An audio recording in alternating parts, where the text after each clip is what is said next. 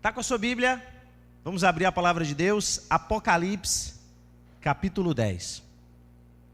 Nós iremos, nessa manhã, entender um pouco sobre a identidade da igreja adventista.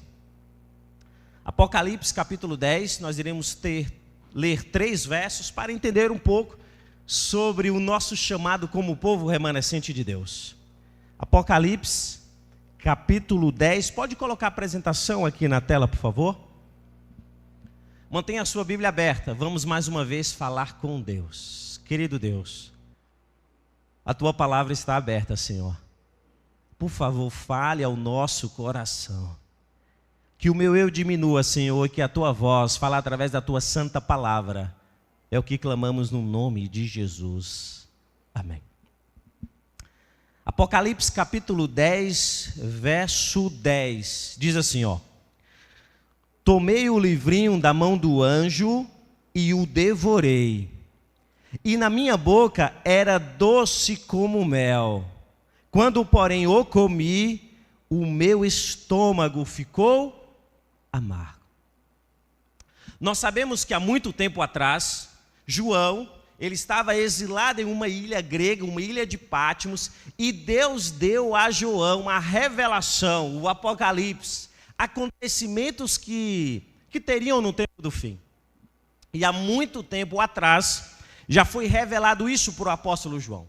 A nossa igreja, a igreja adventista, ela tem uma linha de pensamento historicista. O que é isso? Nós entendemos que as profecias, elas vão se cumprindo ao longo da história. É só olhar para a história e estudar a Bíblia que nós percebemos que tudo se completa. E na história, nós entendemos que aqui aconteceu um grande movimento religioso, que nós conhecemos como grande desapontamento. Neste dia, um grupo de cristãos de várias denominações começaram a estudar a palavra de Deus e eles perceberam que esse seria o possível dia da volta de Jesus. E eles entenderam posteriormente que a data estava correta, porém o evento estava errado. Neste momento não era a volta de Cristo, mas sim a passagem de Jesus do lugar santo para o lugar santíssimo. O interessante é que após este grande desapontamento que marcou a história, permaneceu um grupo de adoradores fiéis, cristãos verdadeiros, genuínos, que começou e continuou a estudar a palavra de Deus. Então, nós entendemos que esse povo que continuou é nomeado de povo remanescente de Deus. Aqui surge um povo religioso que continuou estudando a Bíblia. Quando nós nascemos, nós tiramos um documento chamado certidão de nascimento, não é verdade? Todos nós temos a nossa certidão de nascimento. Quando olhamos para a Bíblia, capítulo 10, verso 10 de Apocalipse, aqui é a certidão de nascimento da igreja adventista. Aqui começou um movimento estudando a Bíblia, chamado de povo remanescente. Agora, quando nós vamos para o capítulo 12, verso 17, por gentileza acompanhe comigo, capítulo 12, verso 17, diz assim, ó. Irou-se o dragão contra a mulher, e foi pelejar com o restante da sua descendência, os que guardam os mandamentos de Deus e têm o testemunho de Jesus, e se pôs em pé sobre a areia do mar. Veja bem, quando nós vamos para o capítulo 12, nós percebemos que o inimigo de Deus, a serpente, o dragão, Satanás, ele ficou e está irado. Está irado com um povo específico, que tem 2 características. A ira de Satanás é contra um movimento religioso que tem os mandamentos e guarda os mandamentos de Deus e tem os testemunhos de Jesus. Aqui são as características dessa igreja que será perseguida, do povo remanescente. Nós nascemos, tiramos um documento, a nossa certidão de nascimento. Certidão de nascimento da igreja adventista, capítulo 10, verso 10 de Apocalipse. Depois nós começamos a crescer e tiramos outro documento, não é verdade? É a carteira de identidade, que agora ela é nacional, única. A carteira de identidade da igreja adventista está em Apocalipse capítulo 12, verso 17. Essa é a identidade dessa igreja, as características. A igreja que guarda os mandamentos de Deus e tem o testemunho de Jesus. Agora, quando nós vamos para Apocalipse 14, verso 6, diz assim a palavra do Senhor. 14, verso 6. Vi outro anjo voando pelo meio do céu, tendo o evangelho eterno para pregar aos que se assentam sobre a terra, e a cada nação, tribo, língua e povo. Verso 7, dizendo em grande voz: temei a Deus e dá-lhe glória, pois é chegada a hora do seu juízo, e adorai aquele que fez o céu, e a terra, e o mar, e as fontes das águas. Quem crê nessa palavra, diga amém. Glória a Deus. Aqui no capítulo 14, nós já temos uma missão, nós já temos o trabalho deste povo. E nós, quando nascemos, tiramos a nossa certidão de nascimento. Depois a nossa carteira de identidade. Depois temos que entrar no mercado de trabalho e tiramos a nossa carteira de trabalho, não é assim? Também não é diferente com a igreja. Capítulo 10, verso 10 de Apocalipse é a certidão de nascimento desta igreja. Capítulo 12 e 17 de Apocalipse é a identidade da igreja adventista, as características. Quando nós vamos para o capítulo 14, ali tem a missão, o trabalho da igreja adventista. O nosso trabalho, a nossa missão é pregar o evangelho e anunciar a todas as pessoas que Jesus vai voltar, amém? É um chamado à adoração. Sai dela, povo meu, caiu a grande Babilônia, e adorai aquele que fez o céu, a terra, as fontes das águas e todas as coisas. Adoração ao Deus verdadeiro, amém? Nesses versos nós percebemos que eu e você, como igreja, nós temos uma igreja profética, com uma mensagem profética, com uma raiz profética, diga amém. Eu e você fazemos parte de um povo especial, nomeado de povo remanescente de Deus. Eu e você temos uma missão: pregar o evangelho por onde formos, amém? E anunciar que Jesus vai voltar. Fiz essa introdução porque de fato nós como igreja estamos resgatando a nossa identidade. E eu estava estudando o livro Eventos Finais, e o capítulo 5 deste livro, ele tem o título A Vida Devocional do Remanescente. Sabemos que eu e você fomos escolhidos, separados, selecionados para uma missão especial. Mas para que possamos realizar essa missão de pregar o evangelho, precisamos ter uma vida devocional e busca intensa na presença do Espírito Santo. Para isso, eu quero tirar alguns textos especiais deste livro, que serve muito para a nossa reflexão, tá bom? Deixa eu tentar passar aqui. Você me ajuda aí, por gentileza? Isso. Lembrando que todos os textos que eu vou citar aqui nesse seminário, ele está no capítulo 5 do livro Eventos Finais, tá bom? Se você não leu este livro, eu até recomendo, por favor, leia este livro. Este livro é uma obra-prima que traz informações importantes sobre o tempo em que vivemos, sobre o tempo do fim. Esse livro é para mim e para você, amém? O primeiro texto que eu quero deixar no capítulo 5, olha que texto forte, diz assim, ó: Deus chama homens e mulheres com o objetivo de preparar um povo para permanecer em pé no grande dia do Senhor, amém? Esse é o nosso chamado, essa é a nossa missão, é preparar a nossa geração para estar em pé, prontos, aguardando a volta de Jesus. Eu e você devemos ser missionário itinerante em todo o tempo, isso que eu queria dizer. Nós devemos pregar o evangelho para a volta de Jesus, amém? Agora, irmãos, eu vou precisar da sua ajuda, tá? Nós vamos ter algo bem dinâmico agora. Quando você olha para este texto, qual é o personagem bíblico que vem em sua mente, que foi escolhido e chamado por Deus para preparar a sua geração para a vinda de Cristo? Quando você olha para esse texto, qual o personagem bíblico que lhe vem à mente? Você pode me ajudar falando aí?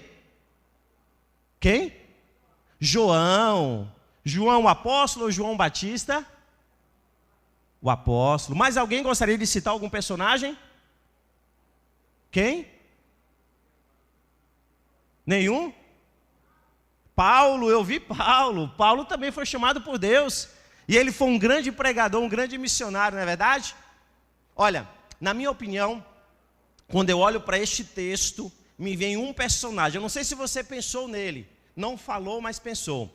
Na minha opinião, vem esse personagem. O nome dele é João Batista. E olha só o que Jesus disse quando se encontrou com João Batista. Digo-lhes a verdade, entre os nascidos de mulher não surgiu ninguém maior do que João Batista. Quando eu olho para a história deste homem, eu fico me perguntando, o que este homem fez de tão especial para receber essa declaração de Cristo? Quando olhamos para a Bíblia, nós percebemos alguns personagens que fizeram feitos extraordinários, personagens que derrubaram gigantes, alguns que fizeram o sol parar, alguns que abriu o mar vermelho, personagens que realizaram milagres, que curaram. Mas João Batista, ele não fez nenhuma cura, não ressuscitou ninguém, não fez nenhum efeito natural através das suas mãos. Mas quando Jesus olhou para ele, disse que não havia nenhum homem maior do que João Batista. Sabe o que eu percebo? A grandiosidade de um homem está em pregar o evangelho. João Batista, ele nasceu com um propósito, viveu por este propósito e morreu por este propósito. Ele nasceu com o ideal de anunciar que o Messias viria. Ele viveu com essa missão e morreu em prol desta missão. João Batista foi o homem que preparou a geração dele para a vinda do Messias. E eu e você somos o João Batista do século 21. Diga amém. A nossa missão é também preparar a nossa geração para a vinda de Cristo. Outro texto do capítulo 5 do livro Eventos Finais, olha que forte, diz assim, ó: se não temos o desejo de orar, veja bem, então o Espírito não habitará em nós. Forte, não é? Aqui fala de desejo, de necessidade. E nós sabemos que nós, como seres humanos, nós temos algumas necessidades, até fisiológicas. Por exemplo, nós temos a necessidade de dormir, não é verdade? Temos que dormir pelo menos 8 horas por dia. Agora, se você passa 1 dia, 2 dias, 3 dias, ou até 4 dias sem dormir, o seu corpo começa a sentir uma necessidade gritante de dormir. Ao ponto de, se você encostar em qualquer lugar, é capaz de você capotar, cochilar, não é verdade? É uma necessidade, um desejo que o corpo tem. Outra necessidade que nós temos é a necessidade de comer. Eu não sei quantos aqui já tentaram fazer um jejum prolongado, de muitos dias, ou quando olhamos para a Bíblia, percebemos que Jesus passou 40 dias após o seu batismo em jejum. Mas o nosso corpo tem a necessidade de comer. Se esse culto aqui começar a se estender e passar de 12 horas, 1 hora e meia, 2 horas da tarde, o seu estômago aí começa a lhe dar um sinal, começa a doer e começa a fome a apertar, não é assim? É uma necessidade que nós temos. Outra necessidade talvez é de beber água, de consumir água. Você pode passar horas sem beber água, mas vai chegar um tempo que o seu organismo vai estar tão ressecado que ele vai lhe pedir água, ao ponto de você sentir sede. Necessidade, nós temos necessidades. Agora, veja bem, se eu e você não temos o desejo, a necessidade de orar, alguma coisa está errada. Do mesmo jeito que você acorda e sente o desejo de comer, de beber água, você tem a necessidade de dormir, de outras coisas, você deve acordar e ter a necessidade de orar. Nossa, já se passaram 30 minutos e eu ainda não orei. Eu tenho essa necessidade, eu preciso parar e orar. Olha, já tem 5 horas que eu estou em atividades, eu não parei para orar, para conversar com Jesus. Nós precisamos ter essa necessidade.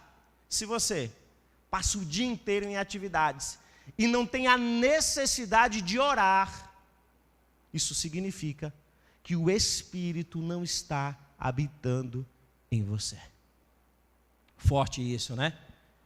Tem um livro chamado O Mistério da Profecia que diz assim: você pode passar dias sem comer, você pode passar horas sem beber água, você pode passar segundos sem respirar, mas se você viver sem orar, você está morto espiritualmente. Temos que ter a necessidade e o desejo de orar. Essa é uma característica do povo remanescente, porque isso significa que o Espírito Santo está em nós, amém? Quando eu olho para este texto, me vem um personagem. Agora eu quero ouvir vocês, me ajudem, por favor. Na sua intenção aí, na sua intuição, qual é o personagem bíblico que para você é um exemplo de oração? Quando você olha para ele é um modelo de oração. Diz aí para mim, deixa eu te ouvir. Opa, ouvi mais vozes, me ajuda aí de novo, quem? Daniel era um homem de oração, não é verdade? Mais alguma sugestão de outro personagem bíblico de oração? Quem? Enoque era um homem de oração, Enoque andou com Deus, não é verdade? Pois bem, obrigado aí pela sua colaboração, mas na minha opinião, quando eu olho para esse texto, eu vou concordar com a maioria, me vem à mente o personagem Daniel. Olha o que a Bíblia diz, Daniel capítulo 6, verso 10. 3 vezes por dia ele se ajoelhava e orava, agradecendo ao seu Deus como costumava fazer. Ele tinha um costume, o hábito de orar. Pelo menos 3 vezes por dia, ele estava em sua janela orando de modo visível para que todos percebessem. Mas eu imagino que Daniel, ele tinha uma disciplina, uma necessidade, um movimento de oração constante. E o Daniel, olha só, o Daniel que orava no quarto, o Espírito Santo que estava com Daniel no quarto de oração foi o mesmo Espírito que estava dentro da cova dos leões quando protegeu ele. O movimento de oração. Temos como povo remanescente de ter uma vida de oração. Vamos para mais um texto? Olha esse aqui é muito forte.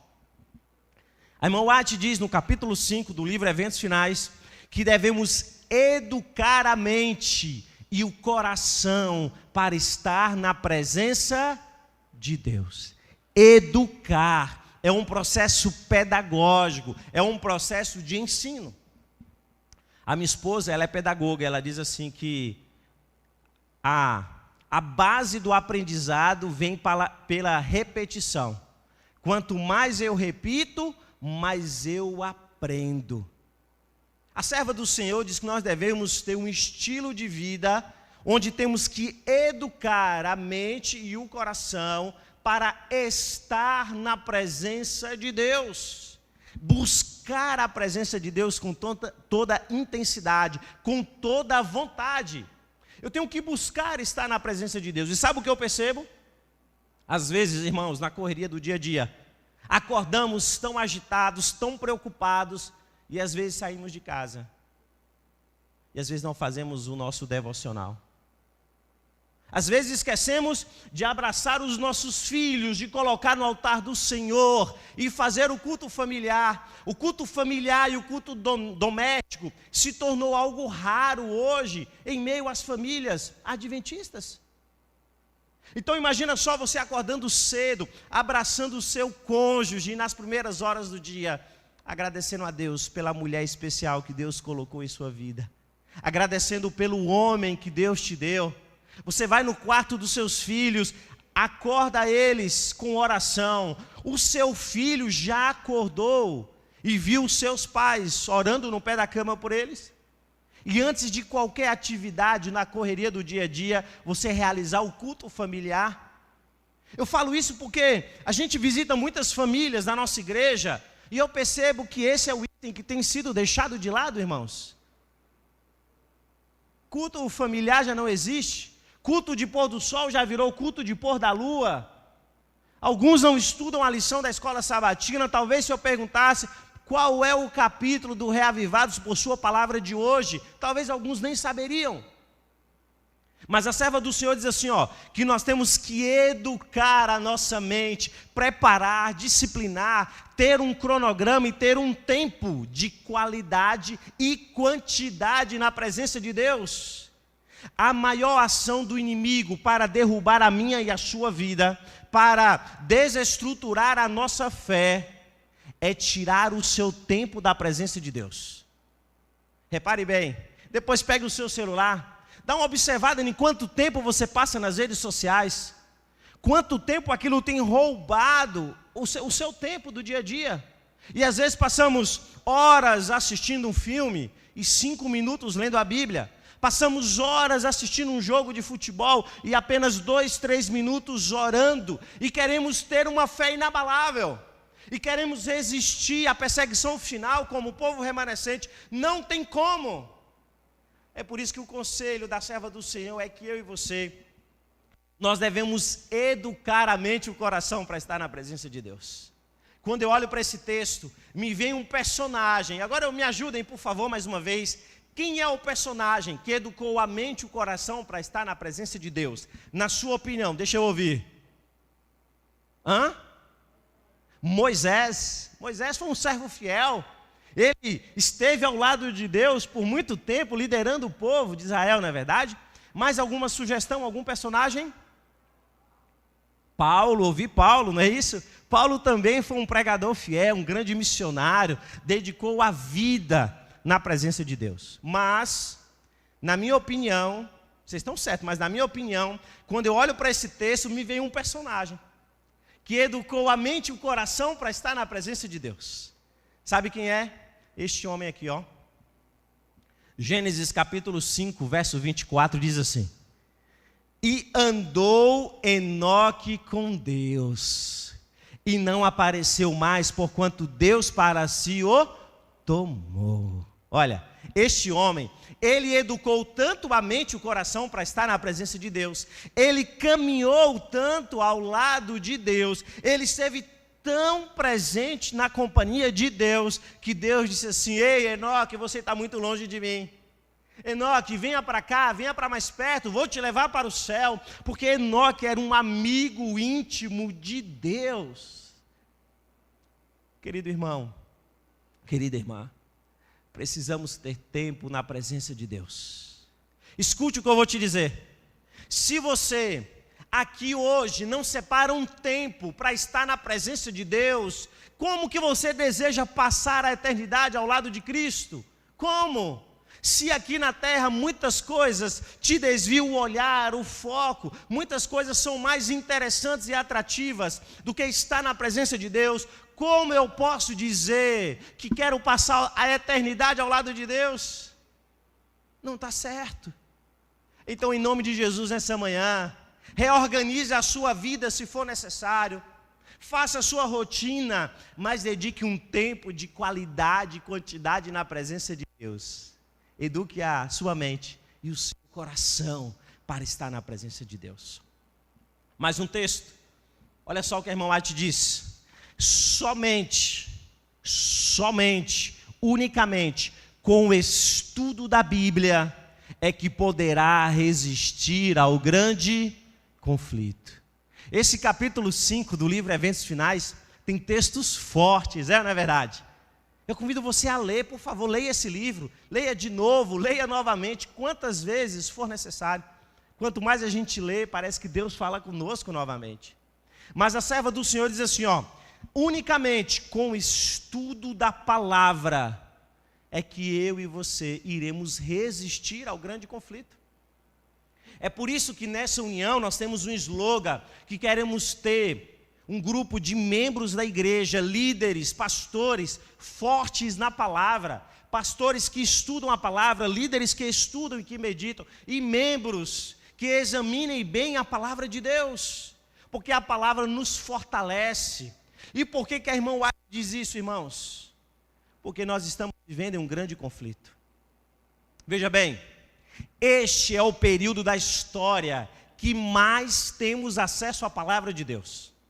Hoje nós temos a Bíblia de várias versões, nós temos versões para cada gosto. Nós temos a Bíblia de vários tamanhos, Bíblia pequena, média, grande. Nós temos Bíblias de várias cores e capas diferentes, não é verdade? Capa dura, capa de couro, capa colorida para combinar com a roupa que você veste. Temos vários tipos de Bíblia. Temos Bíblia na palma da mão, com um clique você tem acesso à palavra de Deus. Apesar de esta ser a geração que mais temos acesso à palavra de Deus, infelizmente, esta é a geração que menos lê a palavra de Deus.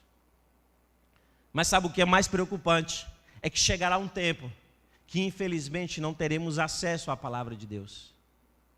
Todos nós sabemos que a nossa igreja irá passar por um período de perseguição.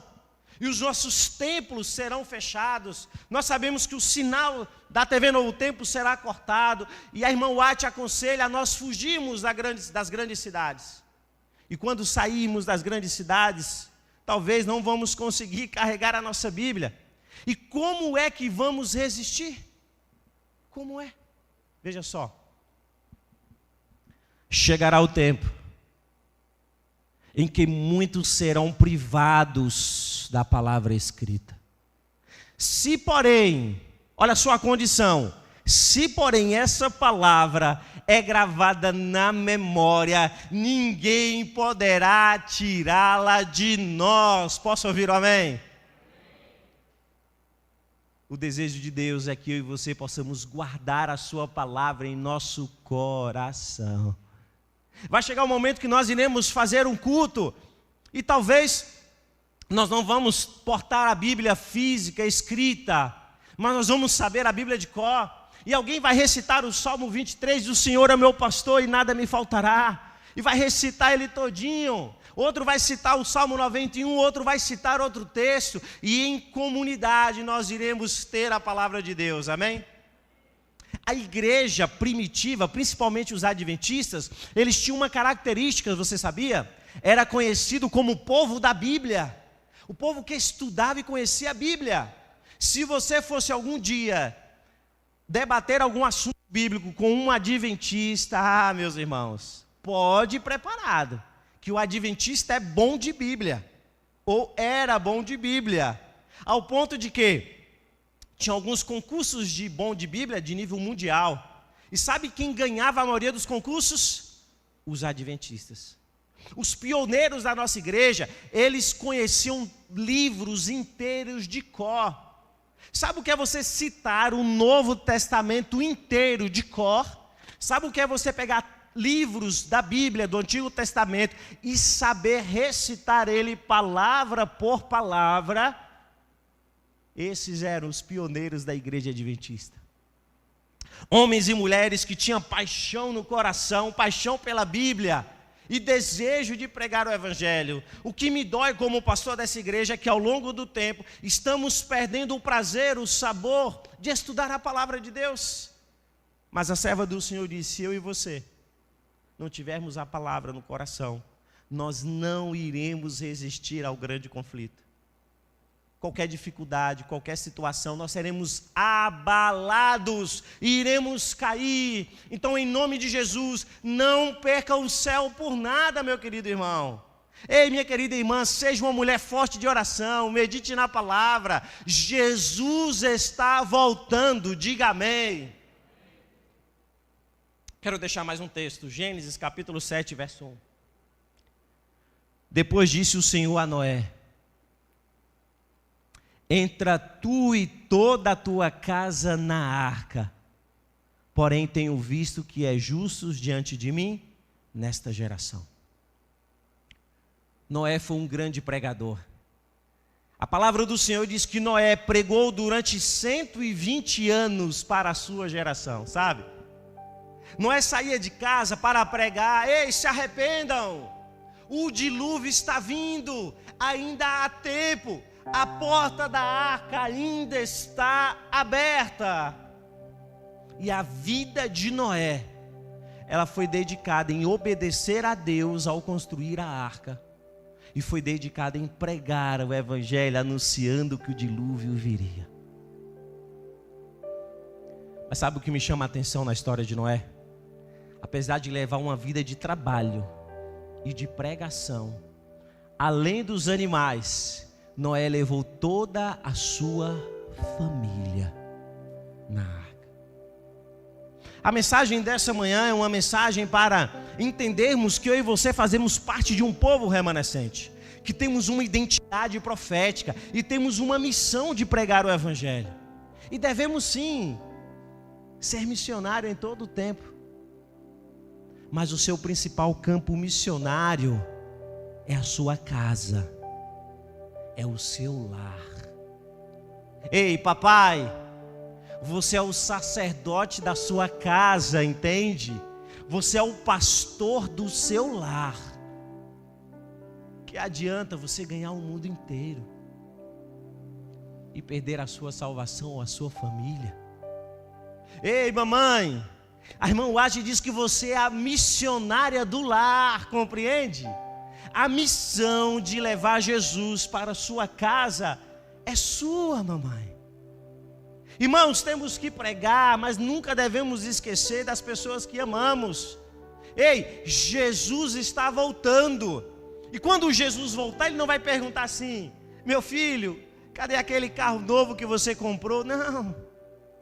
Cadê aquela casa bonita que você construiu? Não. Que bom que você subiu de cargo na empresa. Não. Quando Jesus voltar, Ele vai perguntar: cadê os filhos que eu confiei a você que cuidasse para mim? Onde estão? Cadê a esposa e o esposo que você jurou no altar ser fiel até a morte? Jurou honrar, quer seja na alegria, na doença, na riqueza ou na pobreza, até que a morte os separe. Cadê a sua família? Essa será a grande pergunta no dia da volta de Jesus. Será que estamos, além de buscando a palavra de Deus como prioridade, nós estamos cuidando da nossa família? Eu tenho um grande sonho de ver Jesus voltar. Eu quero muito estar no céu, mas eu não posso estar no céu sozinho, sem as pessoas que eu amo. Então, em nome de Jesus, hoje, sábado, ligue para as pessoas da sua família, pregue para as pessoas que você ama. Pregue, pregue, pregue. E se preciso for, use palavras. Pregue com a sua vida, com o seu testemunho. Pregue ao falar, ao caminhar, ao se vestir, ao olhar. As pessoas da sua família precisam olhar para você e enxergar a face de Cristo. Essa é a grande iniciativa como povo remanescente de Deus: pregar e cuidar das pessoas que amamos. Quero deixar 2 textos para a gente finalizar a mensagem. Nos preocupa o que vai acontecer no tempo do fim? Claro, a Bíblia revela que não será fácil. Iremos passar perseguições, conflitos, problemas familiares, emocionais, doenças, tudo isso foi profetizado. Mas olha só a palavra de Deus, da irmã Wade, revelada por Deus para acalmar o teu coração. Nada temos a temer quanto ao futuro, a menos que esqueçamos a maneira em que o Senhor tem nos guiado no passado. É só olhar para trás. Olha como Deus conduziu essa igreja.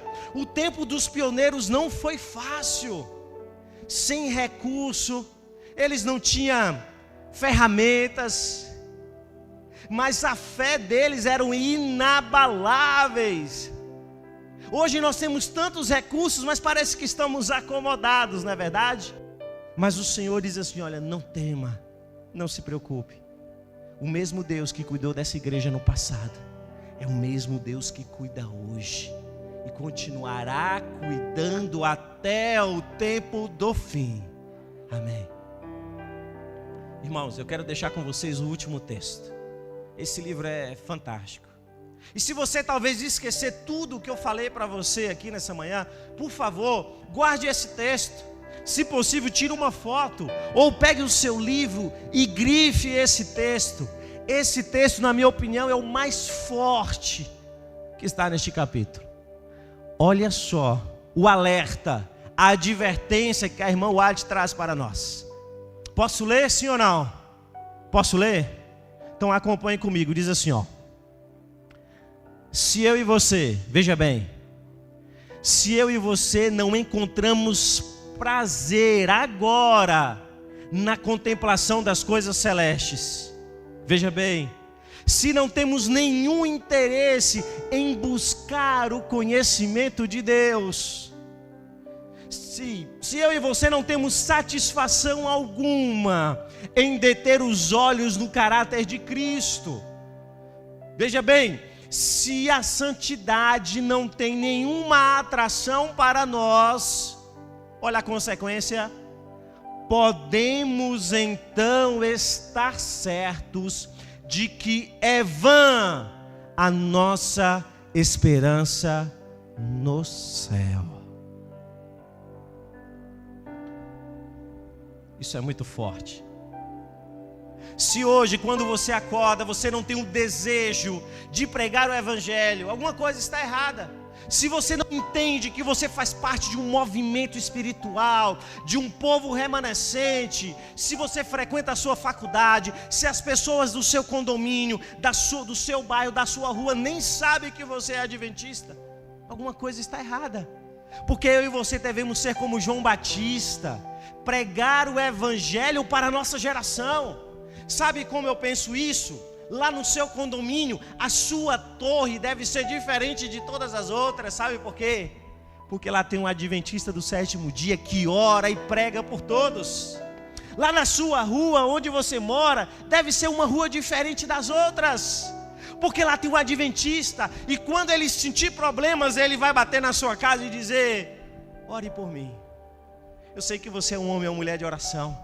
Eu sei que o seu Deus pode realizar milagres. Ore por mim. Ei, lá no setor que você trabalha tem que ser diferente dos outros, porque lá tem um adorador fiel. Lá tem um homem ou uma mulher que ora, que testemunha, que guarda o sábado, que é honesto e consegue testemunhar esse Deus maravilhoso. Lá na faculdade, a sua turma, a sua sala, ela deve ser diferente, porque lá tem um adventista. Tem um adventista. E esse adventista, ele é um mensageiro, ele é um pregador, ele dá testemunhos. E lá ele consegue impactar a vida de pessoas, porque ele guarda o sábado, porque ele é fiel, ele tira notas altas. Agora, se nós não temos o desejo de orar, irmãos, se nós não temos a necessidade de estar constantemente estudando a palavra de Deus, se nós não somos missionários em tempo e fora de tempo, então, infelizmente, eu quero dizer para você que é vã a sua esperança no céu. A palavra do Senhor diz: como eu posso dizer que amo a Deus, que eu nem vejo, se eu não cuido os pequeninos que estão ao meu lado, que eu vejo? Tem pessoas carentes ao nosso lado, que precisa ser abraçada, cuidada por esta igreja. Eu quero dizer a vocês que eu e você temos um chamado para esta geração: pregar como João Batista, orar como Daniel, educar a mente e o coração como Enoque, cuidar da família como Noé, estar com os pés na terra e os olhos no céu. Irmãos, eu posso dizer que eu já ouço os passos daquele que se aproxima. Jesus está voltando, diga amém. E você e sua família é um candidato ao céu. Pregue hoje, estude hoje, medite hoje, para que você possa estar salvo em Cristo Jesus amanhã, amém? Quer você ser uma testemunha como um povo remanescente de Deus? Levanta a mão e diga amém. Nós iremos ouvir uma música especial agora. Enquanto ouvimos essa canção, eu queria pedir a você que você orasse. Ore, aí é só você e Deus. Feche os seus olhos e diga: querido Deus, me ajude a te buscar mais, me ajude a estudar mais a tua palavra, me ajude a separar tempo para o culto familiar, para proteger a minha família do bombardeio do inimigo. Senhor, me faça cumprir a missão como povo remanescente. Feche seus olhos, vamos falar com Deus. Querido Deus, obrigado, Senhor, porque o Senhor nos escolheu, o Senhor nos chamou. esta igreja, ela nasceu no seu coração, ó Deus. É uma igreja profética. Essa igreja foi revelada há muito tempo atrás, no Apocalipse, escrito por João Batista. E hoje a história comprova que a sua palavra não falha e não erra. Agora, Senhor, temos uma missão como povo remanescente, que é pregar e anunciar que Jesus vai voltar. É proclamar para essa geração, Senhor, uma mensagem de advertência, de mudança de vida. Por favor, nos use, Senhor, para sermos farol, atalaia, para proclamar as boas novas da salvação. Nos ajude, Senhor, a buscar a Tua palavra com toda força e sermos estudantes contínuos da Tua palavra, mas também nos ajude, Senhor, a cuidar dos nossos familiares, a educar os nossos filhos no caminho a quem devem andar. Nos ajude a preparar a nossa família para estar de pé no dia da volta de Jesus. Esteja conosco, Senhor. Ó Deus, nos prepare para ter um encontro contigo nas mansões celestiais. E agora, Senhor, encerramos esta oração, certos e convictos da vitória, porque vai assinada pelo sangue de Jesus. A igreja diz: amém.